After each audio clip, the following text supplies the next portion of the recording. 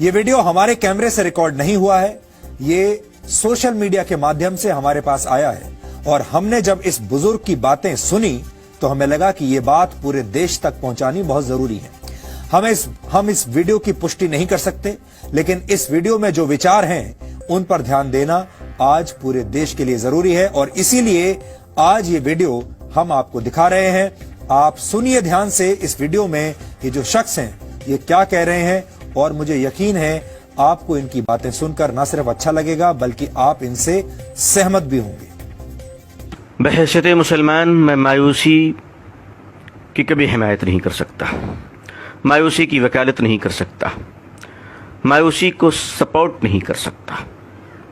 اسلام میں مسلمانوں کے لیے مایوسی کی کوئی جگہ نہیں ہے۔ ہم بجھتے ہوئے چراغ ضرور ہیں، مگر اندھیروں کو خوف ہمیں سے ہے۔ ہم ٹمٹماتے ہوئے چراغ صحیح ہیں، مگر یقین مانیے اندھیرے کو اگر کوئی مٹا سکتا ہے تو چراغ ہی مٹا سکتا ہے۔ اس لیے مایوسی کی تو کوئی گنجائش نہیں۔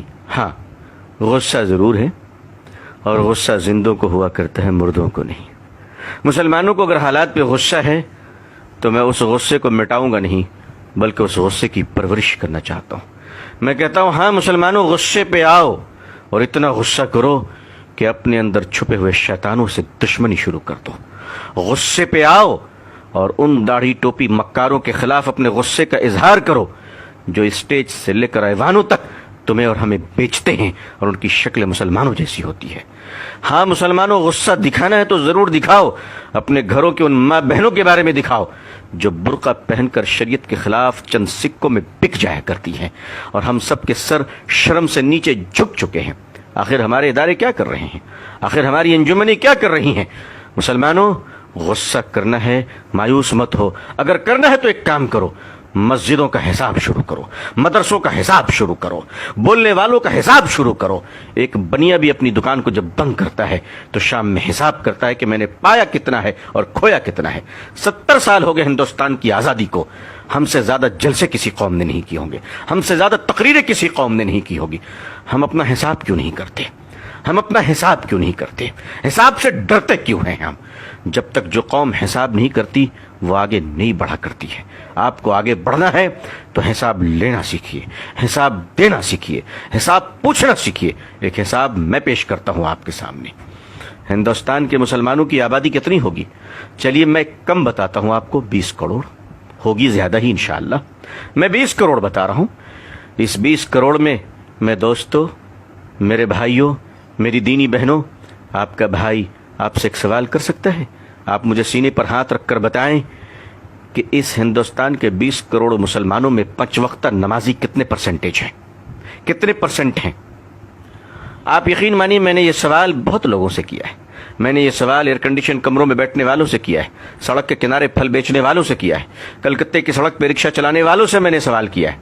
مجموعی طور پہ جو مجھے جواب ملا ہے اس کا ایک اوسط درجہ یہ ہے کہ ہندوستان میں مسلمانوں میں 5 وقتہ نمازی صرف 2% ہے، صرف 2%۔ جمعے کے نمازی 5% ہے، رمضان کے نمازی اس سے زیادہ ہے، الوداع کے نمازی اس سے زیادہ ہیں، اور عید کے نمازی اس سے زیادہ ہیں۔ میں آپ سے پوچھ سکتا ہوں کہ 20 کروڑ مسلمانوں میں 2% نمازی مسلمان مسجد میں آتے ہیں، 98% مسلمان کہاں ہیں؟ سڑک پہ، بازار پہ، کلب میں، جوئے کے اڈوں میں، چائے کی دکانوں میں، ہوٹلوں میں۔ اللہ کی مدد کس پر آئے گی اور کس طرح آئے گی؟ خدا کی نصرت کہاں گرے گی بتاؤ مجھے۔ اور یہ 2% نمازی ہندوستان میں کیوں ہیں؟ اس وقت آپ سوچیے، اس وقت جب ہندوستان میں 20 کروڑ مسلمان، 3.5 لاکھ مدرسے، 6 لاکھ مسجدیں، 4 لاکھ سے زیادہ علماء، اور پچھلے کم و بیش 150 سال سے تبلیغی جماعت گلی گلی گھوم رہی ہے، اتنا کرنے کے بعد بھی 2% نمازی؟ آخر ہم کر کیا رہے ہیں؟ آخر ہم کہاں ہیں؟ اب کب تک ہم شطرنج کی چال کا جواب کشتیوں سے دیتے رہیں گے؟ اگر ہم اپنے چال کو نہ بدلے، اپنے مزاج کو نہ بدلے، دوسروں کو سننے کا مزاج نہیں بنایا، اپنا حساب کرنا نہیں سیکھا، بدتمیزیاں بند نہیں کی، اور شرافت کو اختیار نہ کیا، تو دنیا آج نفرت کر رہی ہے، کل گلی گلی میں بھگائے گی، دوڑائے گی۔ اس دنیا کو نفرت اسلام سے نہیں ہے، اس دنیا کو نفرت مسلمانوں کے بیڈ کریکٹر سے ہے، مسلمانوں کی بدتمیزی سے ہے، مسلمانوں کی بد زبانی سے ہے۔ مجھے معاف کیجیے گا، میں سخت بول رہا ہوں، لیکن میں کیا کروں؟ کوئی شادی کا منڈپ نہیں جہاں میں گلے مل کر مبارکباد دوں. میری قوم بارود کے ڈھیر پہ بیٹھی ہے, قوم کے ہزاروں جنازے تیار ہیں.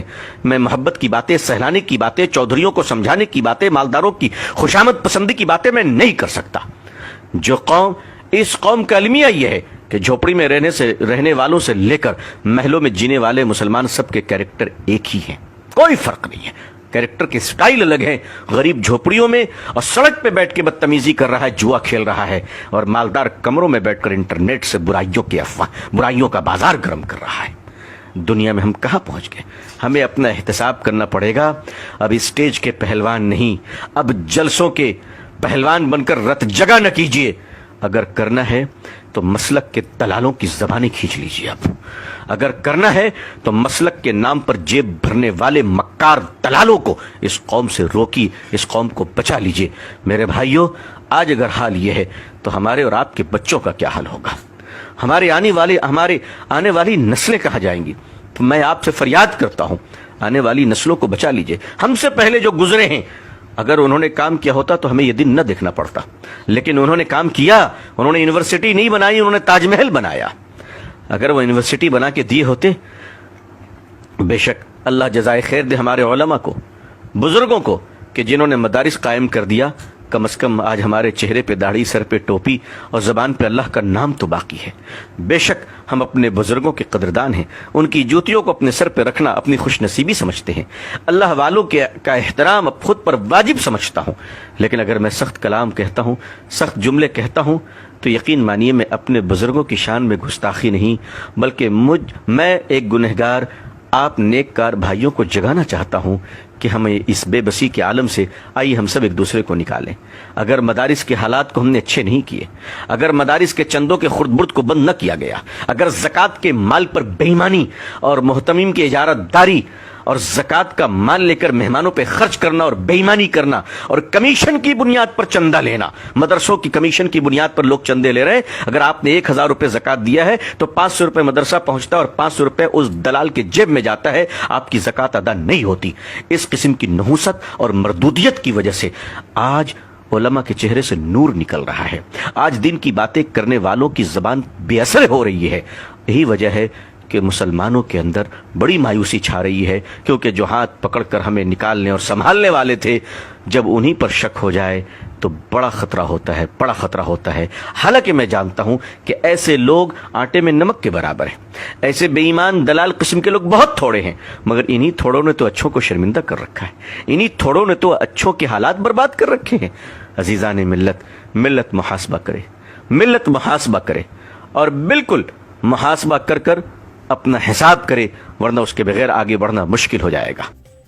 امید ہے کہ یہ ویڈیو آپ کو پسند آیا ہوگا. ڈی این اے میں اب ایک بریک کا وقت ہے.